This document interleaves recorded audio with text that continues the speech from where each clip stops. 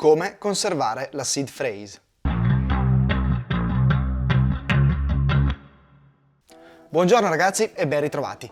Oggi faremo una panoramica sui vari metodi di conservazione di una seed phrase. Come spero ormai sappiate, il seed è l'unica cosa che è necessario conservare con molta cura perché non è nient'altro che la trasformazione in 12 o 24 parole comprensibili dall'uomo della master private key, della chiave privata master, che vi servirà per firmare le vostre transazioni. Queste parole vengono prese da una lista di 2048 parole che troviamo nel BIP 39 ed è stata studiata apposta per questo scopo. Bisogna quindi evitare in tutti i modi che queste parole vengano viste da altre persone e sarà anche necessario proteggerle dalla maggior parte degli eventi atmosferici come alluvioni o incendi o come terremoti. Quindi non solo dobbiamo nasconderle bene, ma dobbiamo anche conservarle sul giusto supporto. Oggi quindi vedremo alcune soluzioni per riuscire, a raggiungere questo scopo. Prima di cominciare però vi chiedo cortesemente di iscrivervi al canale se ancora non l'avete fatto e di attivare la campanella così sarete sempre aggiornati quando uscirà un nuovo video. Inoltre, se apprezzate i miei contenuti potete sempre supportare il canale donando anche solo un caffè utilizzando il QR code che compare durante il video oppure sfruttando il Lightning address presente in descrizione. Io vi ringrazio di cuore e ora partiamo. La prima cosa da fare per conservare le nostre parole è quella di non tenerle su dei dispositivi collegati ad internet. Questo perché ovviamente un dispositivo online è sempre un dispositivo a rischio.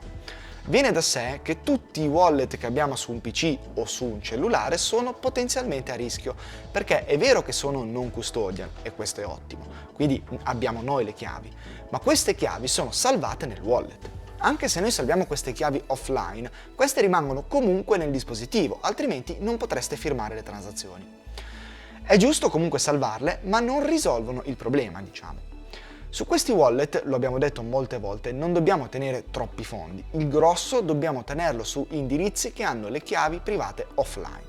Il primo aiuto ce lo danno i produttori di hardware wallet, che molto spesso assieme al dispositivo, che è già un ottimo compromesso perché innanzitutto genera la seed phrase offline e poi continua a mantenerla offline, comunque questi produttori inviano anche dei cartoncini sui quali è possibile annotarsi le 12 o 24 parole. Il problema però è che in questo caso stiamo salvando il seed su un supporto che non è molto idoneo a resistere alle intemperie e ad il logorio del tempo. La carta quindi diciamo che sarebbe evitare, magari la si può usare per salvare i seed dei wallet quelli che utilizziamo sovente e sui quali non abbiamo tanti fondi, ma per un portafoglio che è destinato a diventare la nostra cassaforte questo supporto sarebbe da evitare. Un'altra soluzione che si può adottare è quella di salvare le parole su un supporto esterno, una chiavetta USB o una scheda SD. L'hardware wallet Bitbox02, per esempio, adotta questa soluzione salvando in fase di creazione il seed su una scheda SD che viene fornita insieme al dispositivo.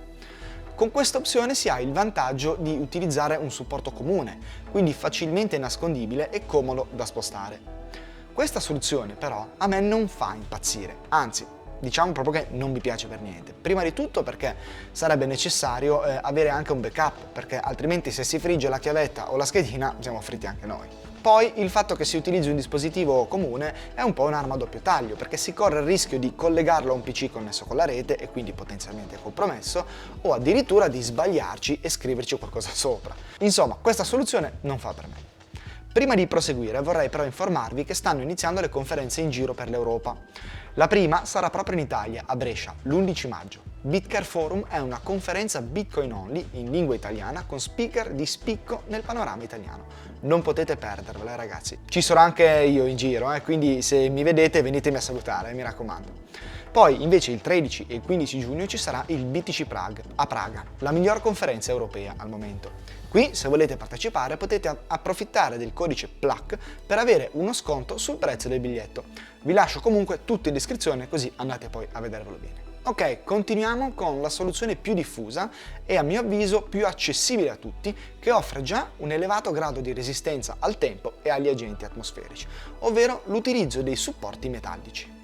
Questi supporti possono essere delle semplici piastre in acciaio, in acciaio inossidabile o in titanio.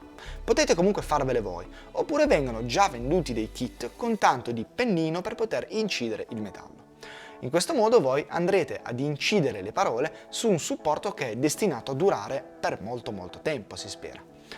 Ovviamente anche questa tipologia di conservazione del SID si è evoluta e sono nate diverse alternative alla semplice piastra di metallo.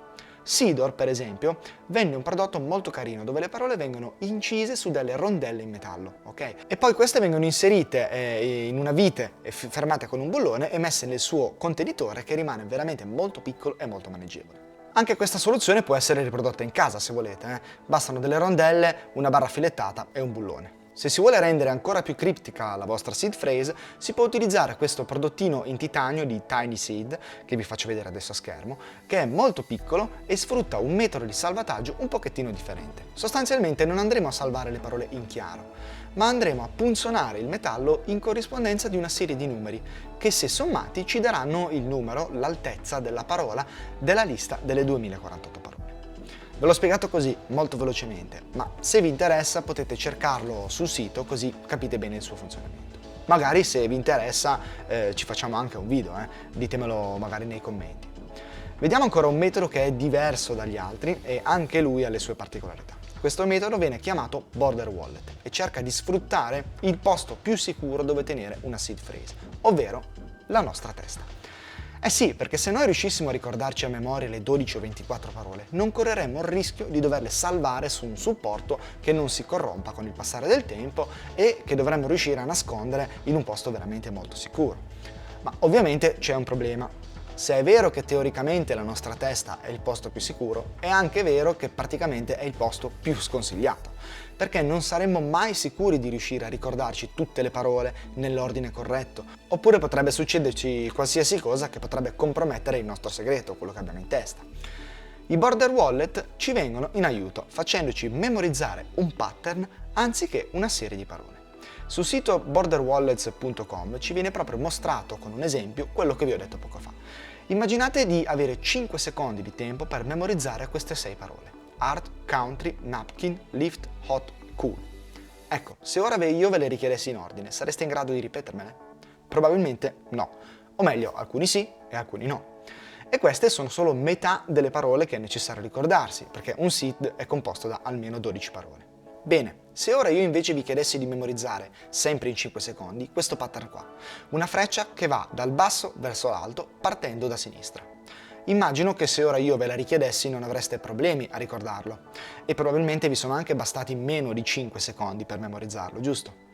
Per la mente umana è molto più facile ricordare un pattern piuttosto che una lista di parole. Ok?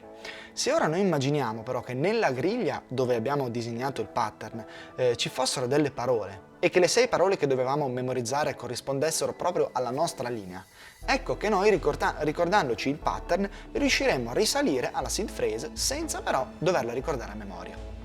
Basandosi su questo principio, il border wallet sostanzialmente va a gestire la griglia sulla quale voi creerete il vostro pattern, in modo tale da non utilizzare la classica lista in ordine alfabetico, ma una lista di parole mischiate, diciamo, per rendere il tutto molto più complesso. Questo è un metodo geniale e che può tornare veramente utile a mio avviso. Ovviamente il processo per generare la lista delle parole e il pattern non è semplicissimo come ve l'ho descritto prima. La mia spiegazione è stata volutamente basilare, giusto per farvi capire il concetto. Ma visto che è molto interessante comprenderne tutto il meccanismo, se volete possiamo farci un video dedicato dove andiamo ad approfondire come lavorano i border wallet. Se vi va, scrivetelo nei commenti se vi interessa, così vedo di inserirlo nei video da fare. Ragazzi, io direi che per oggi ho finito. Questi sono alcuni dei metodi che volevo mostrarvi per salvare la vostra seed phrase. Ovviamente non sono gli unici, ce ne sono veramente una miriade e ognuno deve utilizzare quello con cui si sente a proprio agio, rispettando però almeno quelle 2 o 3 best practice come il supporto metallico se volete scriverla o un dispositivo sempre online se volete salvarla digitalmente, oppure dotatevi di un pensatoio come quello di Silente se volete impararla a memoria. Se avete visto Harry Potter sapete di che cosa parlo. Per il resto liberate la vostra fantasia e siate molto creativi. Se il video vi è piaciuto ragazzi vi chiedo cortesemente di lasciare un bel like, un bel mi piace e di condividerlo con altre persone. Scrivetemi qui sotto nei commenti se avete visto qualche altro metodo stravagante o se avete qualche aneddoto da raccontare.